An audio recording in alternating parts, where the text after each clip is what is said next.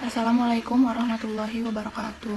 Saya Atika Suri dari kelas AB6G ingin mempresentasikan praktik kerja lapangan saya. Laporan praktik kerja lapangan pada BPJS Ketenagakerjaan Cabang Binjai yang berjudul Pelayanan Pelanggan oleh Customer Service Officer. Saya melaksanakan praktik kerja lapangan pada waktu 10 Januari 2022 sampai dengan 11 April 2022 dengan jam kerja Senin sampai Jumat jam 8 sampai dengan jam 5 sore yang bertempatkan di BPJS Ketenagakerjaan Cabang Binjai. Tujuan praktik kerja lapangan ini yaitu menambah pengetahuan mengenai dunia kerja di BPJS Ketenagakerjaan Cabang Binjai, terutama di bagian pelayanan. Yang kedua yaitu mengetahui tentang tugas-tugas dan pekerjaan seorang Customer Service Officer pada BPJS Ketenagakerjaan Cabang Binjai. Yang ketiga yaitu mempelajari kinerja dari peralatan yang digunakan oleh seorang Customer Service Officer. Manfaatnya bagi mahasiswa yaitu dapat menambah wawasan mengenai praktik pelayanan dalam melayani pelanggan di BPJS Ketenagakerjaan Cabang Binjai. Yang kedua, penulis berkesempatan untuk membandingkan ilmu pelayanan yang didapatkan saat kuliah dengan sistem yang diterapkan pada perusahaan tempat penulis melakukan praktik kerja lapangan. Yang ketiga yaitu mendapat wawasan serta pengetahuan baru tentang pelayanan, khususnya prosedur pelayanan pada BPJS Ketenagakerjaan Cabang Binjai. Manfaat bagi Politeknik Negeri Medan. 1. Terjalinnya hubungan baik antara lembaga pendidikan dengan instansi, khususnya BPJS Ketenagakerjaan Cabang Binjai. Yang kedua yaitu dapat memberikan informasi dan wawasan mengenai praktik pelayanan dalam kegiatan kerja di BPJS Ketenagakerjaan Cabang Binjai kepada Politeknik Negeri Medan. Yang ketiga yaitu membantu lembaga pendidikan dalam menghasilkan sumber daya manusia yang kompeten, khususnya di bidang pelayanan. Manfaat bagi perusahaan dapat mendapatkan tenaga kerja sementara yang dapat membantu pekerjaan perusahaan, meningkatkan hubungan antara dunia kerja dengan dunia pendidikan. Yang ketiga, membantu dunia pendidikan agar dapat menciptakan mahasiswa-mahasiswi yang profesional.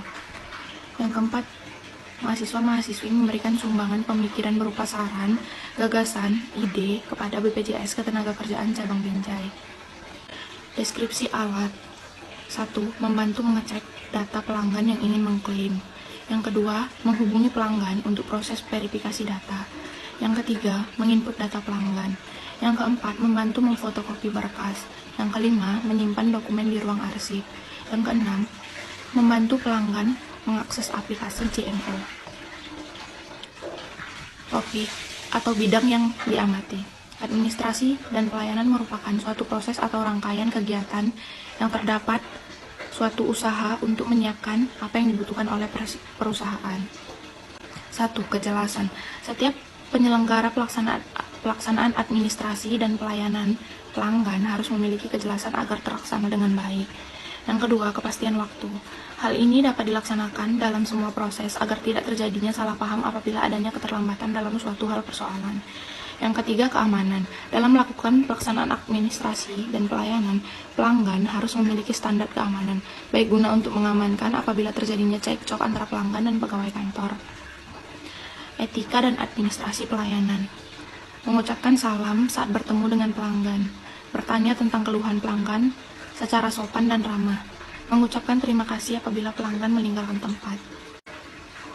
Pembahasan yaitu sikap, merupakan cerminan perilaku atau gerak-gerik seseorang saat menghadapi situasi tertentu atau ketika berhadapan dengan orang lain. Yang kedua yaitu perhatian. Perhatian merupakan pelayanan dengan mencurahkan konsentrasi untuk lebih fokus kepada pelanggan yang dihadapi. Yang ketiga, merupakan perbuatan nyata yang merupakan bentuk konkret dari segala bentuk pelayanan sebelumnya. Saran saya dalam penelitian ini dapat yaitu antara kualitas pelayanan dan tingkat kepuasan pelanggan mempunyai kekuatan hubungan yang lemah atau cukup kuat terhadap citra perusahaan. Secara langsung, kualitas pelayanan mempengaruhi pembentukan citra perusahaan dan terdapat faktor lainnya yang memiliki kekuatan hubungan yang sangat kuat untuk membentuk citra perusahaan. Maka perlu adanya penelitian faktor-faktor lain untuk mengetahui faktor lain yang mempunyai pengaruh kuat pada citra perusahaan. Yang kedua yaitu perlu adanya peningkatan lagi pada dimensi pembentuk kualitas pelayanan, karena semua dimensi memiliki nilai yang cukup kuat, terutama peningkatan pada dimensi reliability yang memiliki nilai terendah di antara dimensi lainnya.